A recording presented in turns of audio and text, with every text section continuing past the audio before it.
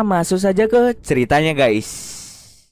Film ini diawali dengan memperlihatkan seorang ilmuwan bernama Sebastian Kane. Sebastian Kane adalah seorang ilmuwan yang sombong, egois, dan arogan. Saat ini Sebastian sedang disibukkan dengan sebuah proyek besar. Di dalam proyek tersebut, Sebastian dan timnya akan mengembangkan sebuah serum untuk membuat objek hidup menjadi transparan atau tidak terlihat. Nantinya serum ini akan diserahkan kepada pihak militer. Dalam proyek ini Sebastian berperan sebagai pemimpin di dalam timnya. Timnya terdiri dari 7 orang, yaitu Linda, Matt, Sarah, Janice, Carter, Frank, dan Sebastian sebagai pemimpin. Linda adalah mantan pacar Sebastian, dan sampai saat ini Sebastian belum bisa move on dari Linda. Sebelumnya mereka sudah berhasil membuat beberapa hewan menjadi tidak terlihat dengan serum itu. Tetapi mereka masih belum bisa untuk mengembalikan hewan yang tadinya tidak terlihat menjadi terlihat kembali. Namun dengan kejeniusan Sebastian, mereka akhirnya berhasil mengembalikan seekor gorila yang tadinya tidak terlihat menjadi terlihat kembali.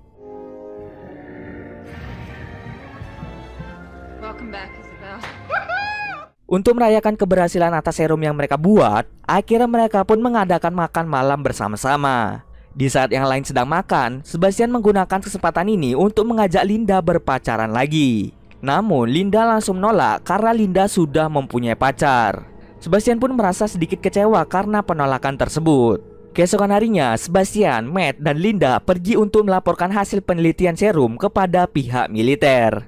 Namun Sebastian tidak memberitahu pihak militer bahwa mereka sebenarnya sudah menciptakan serum untuk mengembalikan objek yang tadinya tidak terlihat menjadi terlihat kembali. Alasannya karena Sebastian ingin mencoba serum itu kepada manusia, dan dialah yang akan menjadi kelinci percobaan.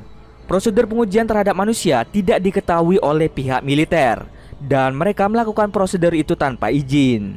Mereka pun mulai melakukan persiapan untuk menguji serum langsung pada manusia. Tak lama setelah itu, mereka mulai menyuntikkan serum itu ke tubuh Sebastian. Hanya butuh beberapa menit, serumnya mulai bereaksi pada tubuh Sebastian.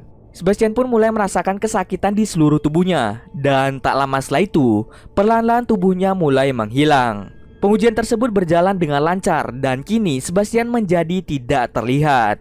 Selama pengujian, Sebastian akan tinggal di laboratorium dengan diawasi oleh timnya. Setelah Sebastian menjadi tidak terlihat, Sebastian keluar dari kamarnya untuk melakukan sesuatu yang tidak terpuji terhadap temannya yang bernama Sarah saat dirinya sedang tertidur. Tidak hanya itu saja, Sebastian juga beberapa kali mengintip Janice yang sedang buang air kecil di kamar mandi. Tidak hanya itu saja, Sebastian menggunakan kesempatan itu untuk mengerjai teman-temannya. Sebastian mulai berpikir bahwa menjadi tidak terlihat sangatlah menyenangkan. Keesokan harinya, mereka mulai melakukan prosedur pengembalian agar tubuh Sebastian menjadi terlihat lagi. Setelah disuntikan serum pengembalian, Sebastian mengalami rasa sakit yang luar biasa yang membuatnya memberontak ke sana kemari. Tak lama setelah itu, Sebastian pun pingsan karena tidak kuat menahan rasa sakitnya. Sayangnya prosedur tersebut gagal dan tubuh Sebastian yang awalnya sudah mulai terlihat perlahan-lahan mulai menghilang lagi. Kemudian anggota timnya memutuskan untuk membuat topeng lateks untuk Sebastian agar rekan yang lain dapat melihat Sebastian. Sudah 10 hari sejak Sebastian menjadi tidak terlihat, dirinya mulai mengalami stres karena tidak bisa berinteraksi dengan dunia luar. Karena saking stresnya, Sebastian pun memaksa agar bisa pulang ke apartemennya. Sesampai di apartemen, Sebastian melihat tetangga wanita yang sedang berganti pakaian. Sebastian pun memiliki ide licik. Karena ia tidak terlihat, ia pun menggunakan kesempatan itu untuk memuaskan hasrat seksualnya. Kemudian Sebastian diam-diam masuk ke dalam apartemen wanita tersebut. Ia pun mulai mengerjai wanita itu dan langsung memperkosanya. Di tempat lain, Matt dan Linda pun mendapat informasi bahwa Sebastian kabur dari laboratorium. Kemudian Linda pergi mencari Sebastian di apartemennya untuk mengecek keberadaannya. Namun di sana dirinya hanya menemukan topeng lateks dan baju Sebastian yang tergeletak. Linda pun bergegas pergi ke laboratorium.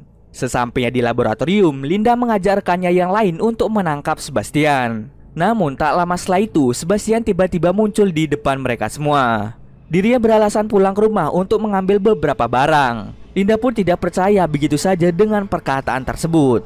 Lalu dengan egoisnya, Sebastian berkata pada Linda bahwa dia adalah ketua proyek besar ini. Jadi dirinya berhak melakukan apapun tanpa dilarang oleh anggota yang lain.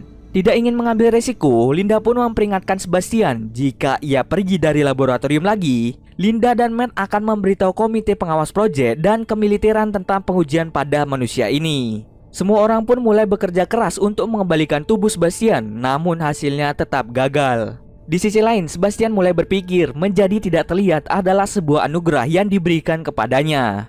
Akhirnya dirinya memutuskan agar tetap menjadi tidak terlihat.